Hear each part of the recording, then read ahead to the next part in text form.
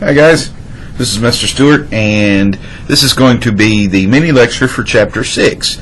And when I say mini lecture, I'm really talking about a mini lecture, because Chapter 6, the actual material in Chapter 6, is actually not very lengthy. There are some appendices that go along with Chapter 6 that we'll talk about for just briefly in this lecture, but just understand that you only have just 8 or 10 pages of actual material in Chapter 6, and then you have some examples of what the material that we're talking about. So Chapter 6 deals with risk assessments, and we've talked about vulnerability, we've talked about threats up to this point, we've talked about how we get some of this data. It's at this time that we start putting more of these components together to get risk assessment. So the first thing you need to know is the definition of risk assessment, and understand that the risk management process involves assessing threats, vulnerabilities, and risk, evaluating and selecting security measures to reduce that risk, and implementing and monitoring the selected measures to ensure that the measures are effective. So what risk management really is it's truly a management process. And your book says the same thing. It is looking at everything from a big picture perspective, putting things in the boxes where they go, and developing a system so that it all works. You know, understand that no organization of any kind is without risk. So a risk assessment needs to be conducted for any and every organization or facility. There is nothing that is without risk. I mean, think about it. You get in your car and you drive to school, there's a risk involved. If it's snow on the ground like it was last week, there's a risk involved simply walking out to your car. You could fall down and hurt your back, or break a leg, or break an arm, or hit your head. When you get in the car to drive to school, there's a risk involved when you back out on the street that somebody runs a stop sign or a red light and hits you and hurts you. There's a risk involved that through negligence on your part that you run off the road and you hurt somebody or hurt yourself. So there's risk involved in everything. I mean, we used to even think there was no risk involved in going to school. Well, Columbine, Virginia Tech, West Paducah, Newtown, Connecticut, etc., etc., etc., have proven that yes, we have risk associated with everything. And even if you can mitigate or prevent most incidents from happening, there's still risk involved, because the one thing you can't stop are natural disasters like the weather, a tornado, a hurricane, a flood. You can plan to reduce the risk involved if those things happen, but you can't prevent them. You just can't. I mean, we don't have any way to do that at this point. So just understand that every organization, every entity, every facility has some type of risk associated with it. Now, Charles Trimper said that the first step in the risk management process is to acknowledge the reality of risk. Denial is a common tactic that substitutes deliberate ignorance for thoughtful planning.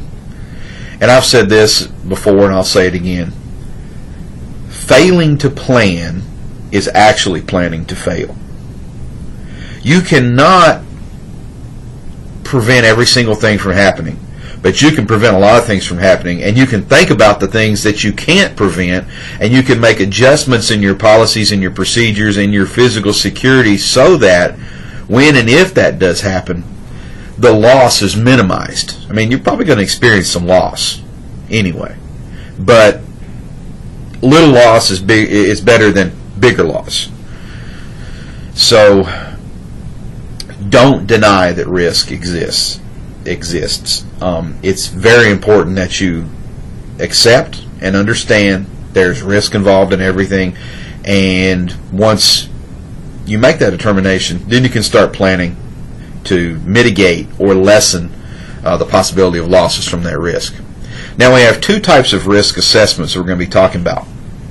We have qualitative and quantitative, and we talked about these terms before. Qualitative typically has to do with anecdotal data, with what people say, their personal experiences. Quantitative data or assessment has to do with actual statistical numbers. And typically you can get some things nailed down, some very specific things nailed down with quantitative risk assessment, but you still need qualitative because the numbers don't tell you everything. Yes, the numbers don't lie, but they don't give you every aspect of the issue. So it's a pretty good idea to use both if you can. So let's talk about qualitative risk assessment for just a minute. Qualitative risk assessment is normally used when assets in need of protection are lower in value, or that you don't really have any statistical data in regard to previous losses, previous attacks, threats, etc. You're simply thinking about, I could experience a loss from this particular threat, but I don't know how big it would be, and I don't know how big the attack might be. There's a lot of unknowns.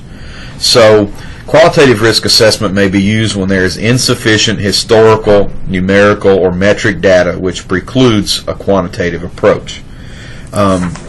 Qualitative is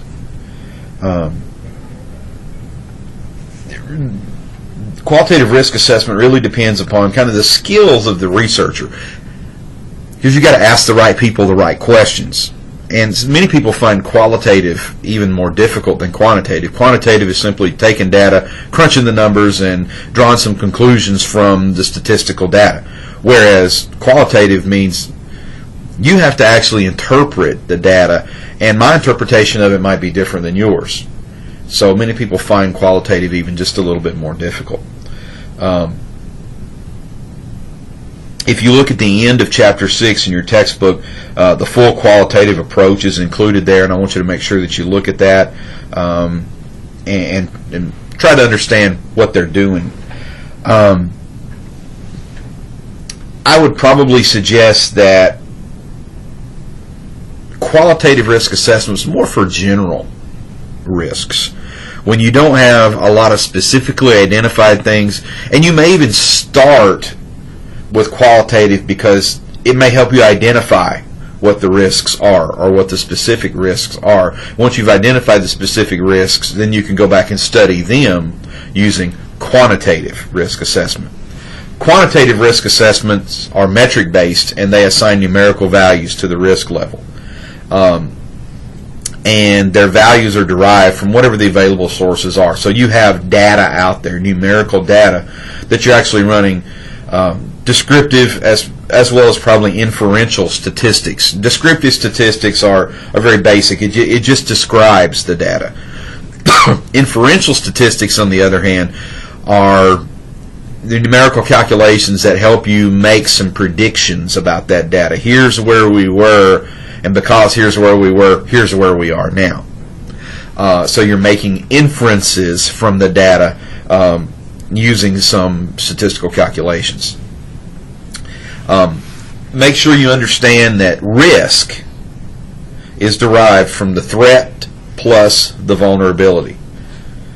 At this point, you should know what a threat is, and you should know what vulnerabilities are, and you add the threats and the vulnerabilities together, and that gives you your risk factor.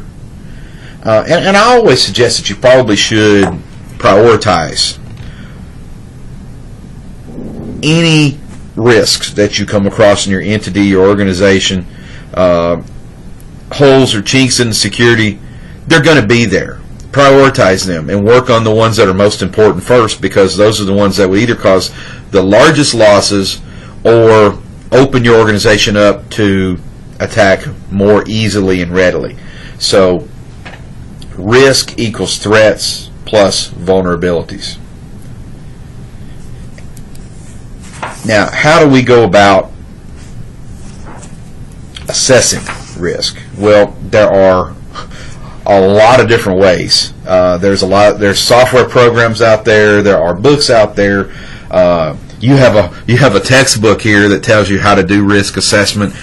Honestly, there's no right or necessarily wrong way to assess risk.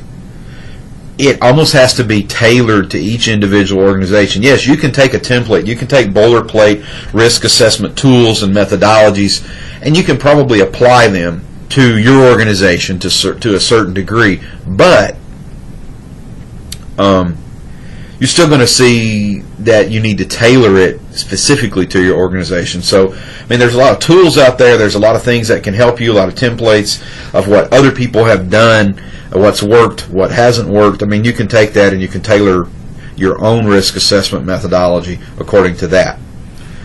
Now, once we conduct a risk assessment, then we have to understand how to mitigate that risk. So risk management is the process of anticipating future losses and using risk mitigation strategies for reducing or eliminating that risk. What you want to try to do is eliminate the risk. And some risk you can eliminate, period. Other risk, you know that I can't get rid of it, it's going to be there, it's like the 800-pound monkey in the room, but it's there, and I'm going to get rid of it. So how can I make it smaller? How can I make it more inconsequential? And that's what risk mitigation is when if we cannot eliminate the risk, how can we lessen or lower the chances of our losses, or lessen or lower the losses experienced when and if that incident or that attack does happen. So in order to understand mitigation, you need to be familiar with the terms risk avoidance.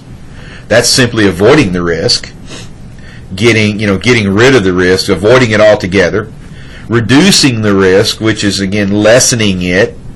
Spreading that risk out, which means, like, take for instance, we don't have our whole country's nuclear weapons program under one roof. We've spread it out all over the country in lots of different locations. We don't have our only ballistic nuclear missile sites located in one location in the country. They're spread out all over lots of different places so that if we were to lose one, then we would not lose another. My battery's going dead, so I'm going to have to finish up here fairly quick. And then transfer is basically putting that risk onto someone else. And accepting that risk is when you say, there's nothing I can do, I'm just going to have to accept this risk and go on with it. So to effectively mitigate risk, the manager must decide which one or which combination of the above to use.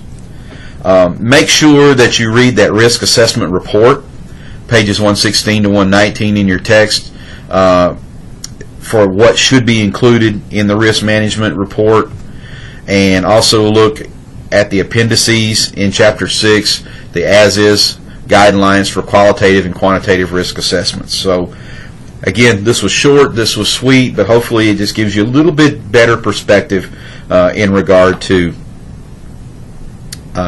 this chapter. If you have any questions, make sure you reach out to me, and I'll see you in discussions. Bye-bye.